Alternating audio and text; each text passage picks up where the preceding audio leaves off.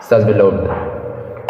أعوذ بالله من الشيطان الرجيم. بسم الله الرحمن الرحيم.